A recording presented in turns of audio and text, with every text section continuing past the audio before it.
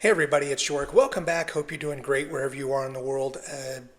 Been a long time since I made a video. It's probably been over a month. Didn't see a lot of new news to report on when it comes to Portugal. But today, finally, the new citizen law proposal is out. And I just want to go through it so those of you that are interested in moving to Portugal or those of you who are there can kind of get an understanding. And I have a feeling this one's going to get approved. So still needs to be debated in Parliament. But most likely it's going to get approved because all they really need is Chega's vote, and Chega has been on board with all of these revisions.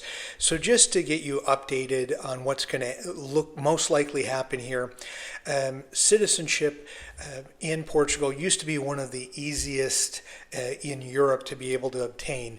After 5 years, you're able to apply for it, which became a sticking point or a sore spot for people who are saying, hey, maybe you need to invest more time to be able to become a citizen. Because often people would get that second passport and then move on to other countries in Europe. So it looks like for CPLP countries, it's going to move to 7 years. For everyone else, it's going to be 10 years. So for those of you from the US, Canada, you're looking at 10 years. There's some important things to talk about here. In this proposal, there is no grandfathering for residents as expected. I don't think in the prior proposal there was any grandfathering either. Because I don't think there's any place else in the EU that also offered grandfathering. So, and it's not retroactive. So the law will be applied from the date it's promulgated. So not in the spring, well, June, which was more summertime. But when it gets amended and when this happens, that's when it will go into effect. Also, the period that counts towards citizenship starts from the day you are awarded residency. That is the date on your card, not the interview date, not the D7 visa date.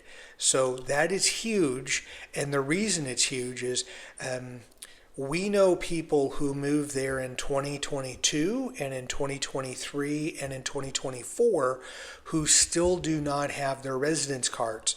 So the clock hasn't started for them yet, although they've lived in the country 2 to 3 years in some cases. Some people it's been over 12 months, they haven't received it. So for them, if they were looking to pursue citizenship, the clock's going to start whenever this gets approved, which I feel it's going to get approved. And then you have to wait from the time you get your card. So if you've been there 2-3 years, let's say you get your card next month, now you have to wait another 10 years or 7, depending on what country you're in, to be able to start that process. I think it's going to greatly hinder the amount of people that are going to move to Portugal, especially those that were looking to get the quick passport, that second passport. And then from there, those that are going to move, I guess in a way you have to look at it, you have to really be committed to wanting to live in Portugal or be there for at least 10 years if you want the citizenship, more likely 12 to 13 years before you'll actually get it or be able to get it. So that's something that I wanted to report. Like I said, there wasn't a lot to make videos on, but I thought this was very important to get out there and get some discussion. Where are you in the process? You know, if you moved in the last couple of years, do you have your residence card? Please comment below. Are you still waiting for your residence card? Comment if you feel comfortable. And then also those people that are interested in moving to Portugal, I'd love to hear, does this change the game for you? Now, there are several things that have happened over the last 4 years in Portugal that may have prevented or have allowed people to look at other opportunities or other countries to move to, as opposed to Portugal, NHR changing, golden visa being modified.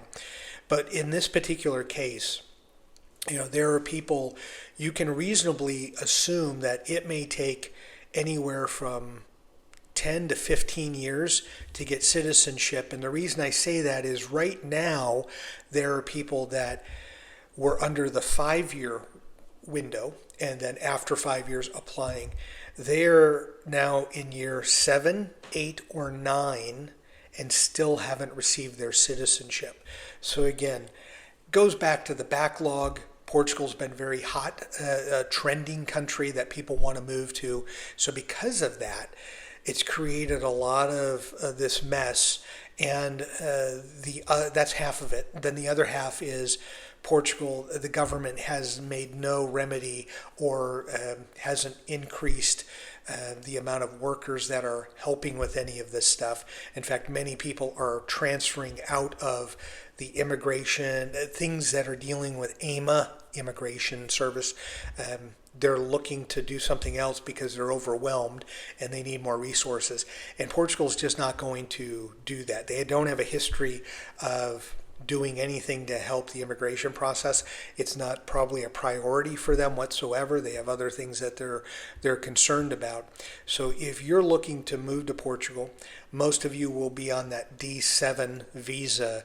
It's going to be a difficult road for you as it is to be able to get your initial residency, let alone the appointments in your home country and then in Portugal. But once you get there, then it's sort of the hurry up and wait for that residency card. Now, I have talked to people that have moved in the last year, and they do have their card. So in some cases, people were able to, in let's say 6 to 7, 8 months, get their residence card. So if they want to pursue citizenship, the clock has started for them. But there are many people that, like I said, have moved in 2022, 2023, and 2024 that haven't received their card yet. So I would expect that this thing is going to probably go through as this proposal is set, even though there's going to be debate in Parliament. I don't know that there's going to be anybody upset about this, because I think they did want a delineation between the CPLP countries, those residents, those citizens not having to wait as long to get citizenship in Portugal, as opposed to those from non-CPLP countries. So I think that is probably something that is a hurdle that, or an obstacle, potential obstacle that's now been mitigated, if you will. So I'm curious to see what will happen here. The not being grandfathered, I think, is going to really rub people the wrong way. And several of you that have watched the videos that I've made over the almost 5 years, many of you have moved on to other countries anyway, and you know, most don't watch anymore because you're in another country and you're following the events in those countries. But here, it's hopefully this stuff, you know, at least if it gets approved, you'll know here's what you're looking at, and you can make a decision. Do you want to stay in Portugal and now wait, you know, 7 to 10 years, depending on when you get your residency card, or do you just decide that it's not worth the wait and you want to go get residency and potentially citizenship someplace else? As always, thank you so much for watching. Please comment below, because I'd love to get some discussion here on what's happening in Portugal. As always, thank you and enjoy your travels.